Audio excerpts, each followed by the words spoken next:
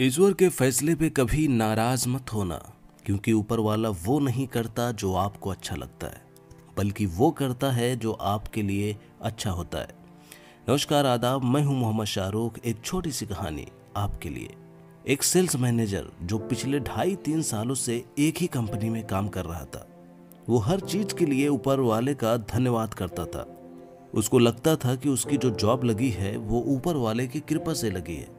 हर पल के लिए, हर क्षण के लिए, हर मोमेंट के लिए वो ऊपर वाले का थैंकफुल था।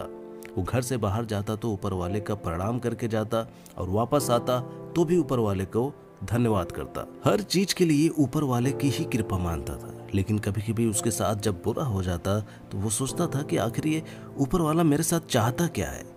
2-2.5 साल से एक ही कंपनी में काम कर रहा था, तनख्वाह बढ़ ही नहीं रही थी।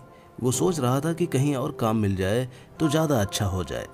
वो किसी और जॉब की तलाश में था। फिर उसे किसी ने बताया कि एक जॉब है कहीं पे। उसके पास कॉल भी आ गया वहाँ से। वहाँ का जो ऑनर था वो एक डेट भी बता दिया उसे, और फाइनल इंटरव्यू के लिए ये भी बता दिया कि मैं आपके पास कॉल करूँगा, तब आप जॉब पक्की समझना। टाइम नहीं बताया था कि कब कॉल करूँगा। अगले ही दिन उसका इंटरव्यू हुआ। दूसरे दिन उसके पास कॉल आने ही वाला था कि आप सिलेक्ट हो गए हैं। अब वो इस बात को लेके बहुत ही ज़्यादा एक्साइटेड था। वो सोच रहा था कि कब कॉल आए और ये कंपनी से मेरा पीछा छूटे। जिसके बाद वो शाम को घर गया, खाना खाया और खा के सो गया। और उसने सुबह जल्दी उठने के लिए अलार्म लगाया ताकि जल्दी उठूं और अच्छे से तैयार होके जाऊं। सुबह 5 बजे का वो अलार्म लगाया था, लेकिन अगली सुबह जब वो सो के उठा तो सुबह के 7:30 बज रहे थे। भागते दौड़ते उसने फटाफट से तैयारी की और भाग के बिल्डिंग से नीचे आया। बाइक स्टार्ट की, लेकिन बाइक स्टार्ट ही नहीं हो रही थी। बाइक खराब हो गई थी। गुस्से में बाइक वहीं पे छोड़कर निकल गया।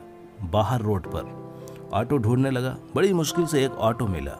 ऑफिस पहुंचा तो लेट हो गया था। गुस्से में जैसे तैसे काम कर रहा था। मन नहीं था लेकिन फिर भी काम कर रहा था। एक्साइटेड था इस बात से कि कब कॉल आ जाए और इस कंपनी से हमेशा के लिए पीछा छूट जाए। काम करते करते आखिरकार लंच होने का टाइम आ गया, फिर भी कॉल नहीं आया था। लंच टाइम में ऑफिस के कैंटीन में पहुंचा, क्योंकि सुबह सुबह जल्दी जल्दी में टिफिन लाना भूल गया था। कैंटीन में पहुंचा तो वहां पे ताला लगा था। कैंटीन बंद पड़ी थी। इसे और गुस्सा आ रहा था कि आज का दिन कैसा है मेरे लिए, ठीक से खाना भी नहीं मिल रहा है। इसके बाद इसने सैंडविच ऑर्डर किया। खराब सा गंदा सा सैंडविच आया। आधा खाया, फिर इसने बाकी का फेंक दिया। सोच रहा था कि ऊपर वाला आज उसके साथ क्या कर रहा है। आज तो मुझे ढंग से खाने को भी नहीं मिल रहा है। शाम को तकरीबन 5-6 बजे इसके पास एक कॉल आई, उसी जॉब के लिए जिसके लिए वो तलाश कर रहा था, जिसके लिए बहुत दिनों से एक्साइटेड था। फोन उठाया तो कंपनी वाला इससे कुछ सवाल ही कर रहा था, तभी फोन कट गया। और जब इसने चेक किया तो देखा कि फोन डेड पड़ा था, बंद हो गया था। इसे बहुत गुस्सा आ रहा था कि फोन को भी अभी खराब होना था। फाइनली जैसे तैसे दिन खत्म हुआ। सोच रहा था कि अब घर जाऊंगा और आराम करूंगा। पूरा दिन सिर दर्द हो रहा था।